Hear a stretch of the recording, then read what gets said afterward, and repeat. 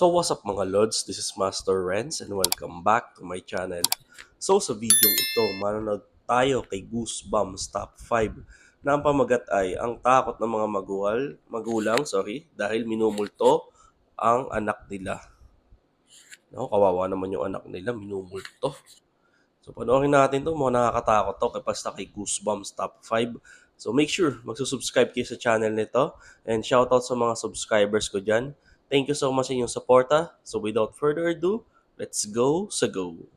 Ang mga videong inyong matutunghayan ay para lamang sa mga taong matatagang loob dahil maaari itong magdulot ng disturbance sa inyong mahimbing na pagtulog. Let's go Goosebumps. The Yeti.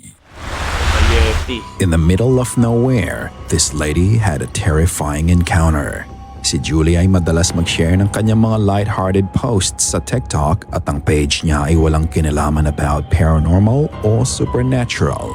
Isang umaga sa kalagitnaan ng rural Vermont, habang siya ay nag-aayos ng mga kahoy, siya ay napatingala nang bigla niyang makita to. Okay, no fucking joke. I'm loading up wood and I look up and this is what I see. Takot na takot siya. Ano kaya ito nakikita niya? Wait for it. Oh, ano yun? Why does it look like a goddamn Yeti? Anybody? Because it's real tall. I'm not down with it. Alright. Oh, ang laki nga, no? Think it's time to go back inside now. Di kalayuan kung nasan siya, makikita mo ang dark figure na may resemblance sa Yeti o Bigfoot. Ito ay nasa dulo ng mga kakahuyan at tila pinagmamasdan lang siya nito. Kapansin-pansin din ng laki at ang tangkad nito.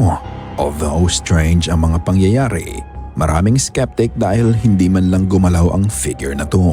Maaari kayang nilulure siya nito para lapitan niya ang figura o ito kaya ay kaso lang ng pareidolia. Not wanting to mess with the creature, naisipan na lang niyang bumalik sa bahay niya. Ito ako mapapatakbo. Isang viewer natin ang nagpadala ng kanilang video tungkol sa nagaganap sa pamamahay nila. Ang kwento niya, ang bunso nilang anak ay madalas na may nakikita sa kanila. Ngunit kapag sinasabi ito ng bata sa kanila ay binabaliwala lang nila ito. Isang beses, umalis ang mga magulang ng bata ng alauna ng madaling araw para maglako ng mga panindang isda. Kadalasan ay makapananghali na sila nakakabalik. Habang nasa labas sila, ito ang nakuna nila sa CCTV nila.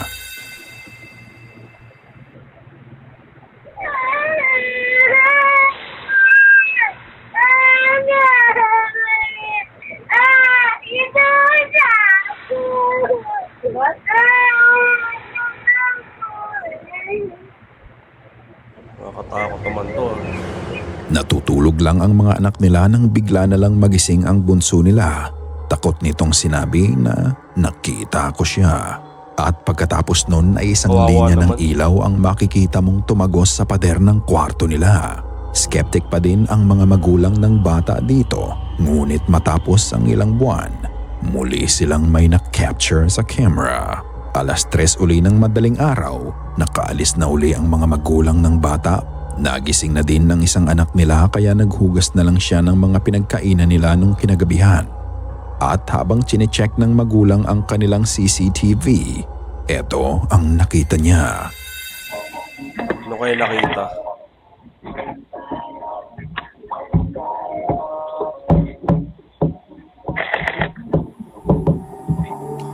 Oh, meron nga. May dumaang dark shadow ah.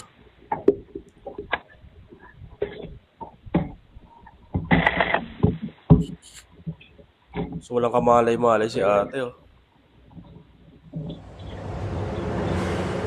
Sa likod ng bata, makikita mo ang pagdaan ng isang malaking anino. Para itong naglalakad at pagdating sa upuan, bigla na lang itong nawala.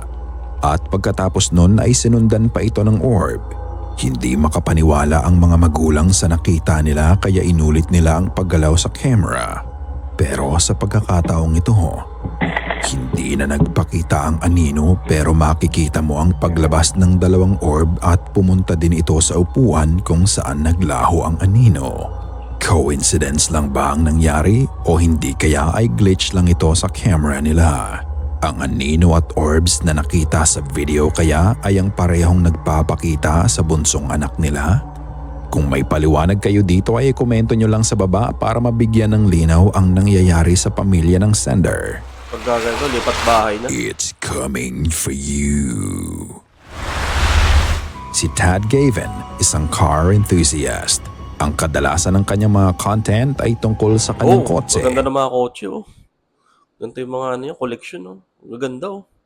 Nagpupunta siya sa iba't ibang lugar para doon kuhaan ang kanyang sasakyan at saka niya ito ipapost sa kanyang social media. Isang gabi, habang nag-i-scout siya ng magandang lugar para kunan ng video at pictures ang kanyang white Corvette. May mangyayaring hindi niya inaasahan at ito ay siguradong nagpabilis din ng tibok ng kanyang puso.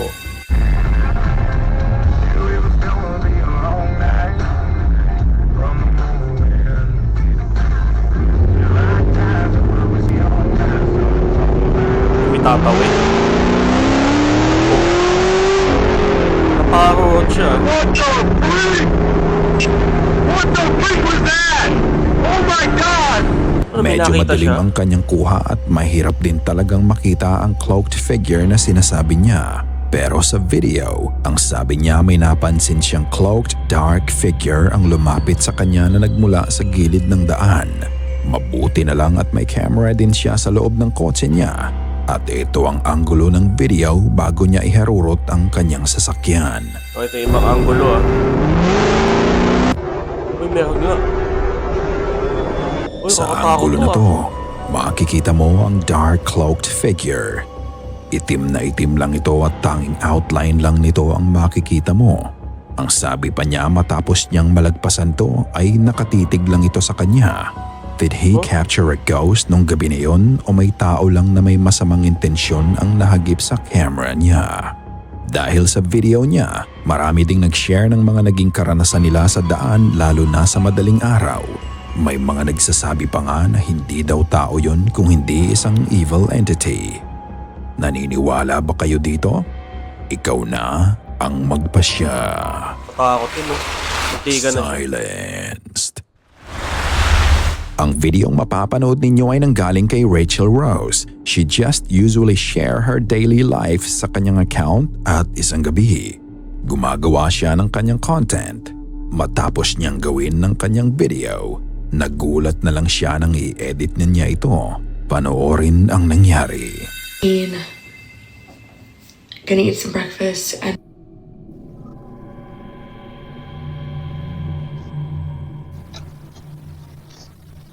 Beautiful day. Oh,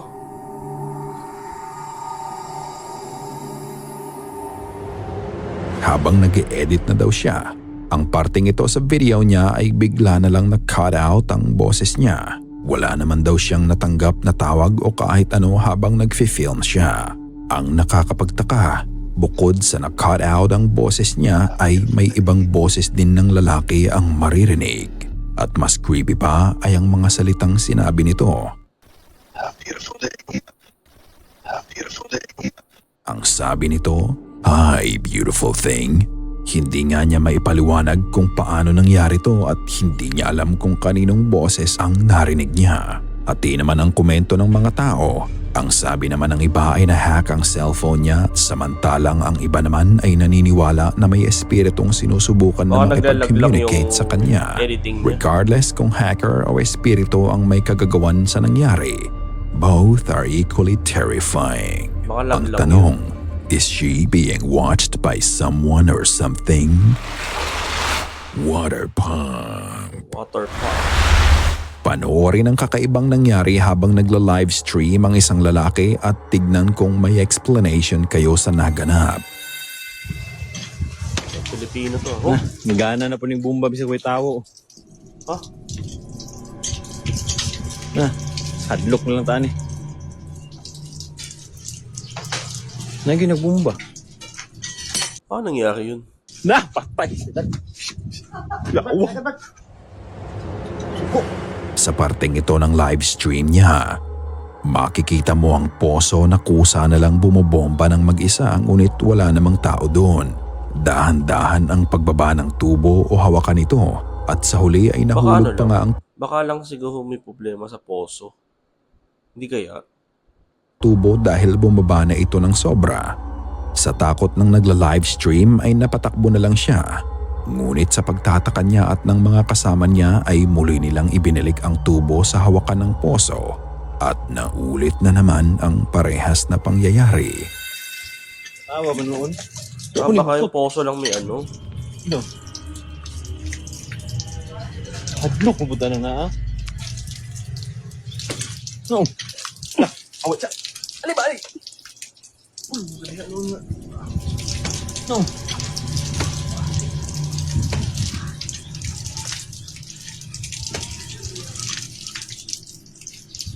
Ah, kinabumbag eh. Ang sabi ng iba kapag high tide o di kaya ay malakas ang pressure ng tubig sa ilalim ng lupa ay normal naman daw na nangyayari ito. Oo nga, Pero baka paano normal. mo ipapaliwanag ang sumunod na videohan niya? Layawa. Sina. Hindi yung balahibuan eh. Ha? Lakas. Walang ilaw. Makikita mo na pagkatapos bumaba ng tubo ay kusa na lang bumalik ito pataas. Kung pressure lang ng tubig to, ang tanging paggalaw lang sana ng bomba ay pababa at hindi pataas. May mga nagsasabi na lagi daw silang nag-iingay sa gabi gamit ang mga motor nila at may naistorbo na sila kaya ito nagpaparamdam sa kanila. Ito nga kaya ang dahilan kung bakit nangyari to? Katulad ng dati mga ka-goosebumps. Ikaw na ang magpasya. Ikaw na ang bahalang humusga. Sana ay kinilabutan ka sa So yun, nakatapos tayo kay Goosebumps Top 5. Gabi sa tumayo yung balahibo ko doon sa nagdadrive. Yung nakita doon sa dashcam niya. Ano yun, sa ibang angulo. Kinilabutan talaga ako doon, sobra. Kayo, ano kasang kayo pinaka-kinilabutan? I-comment nyo na lang dyan sa comment section. So, ayun, nakatapos ulit tayo dito kay Goosebumps Top 5. Napakaganda talaga ng mga video nito. Na-miss kong gumawa ng reaction video sa kanya. And yun, shoutout ulit sa mga subscribers ko dyan. Maraming salamat sa mga pag-comment ninyo. And yun, thank you so much sa inyong pagsama. See you in my next video. And mag-iingat po kayo palagi.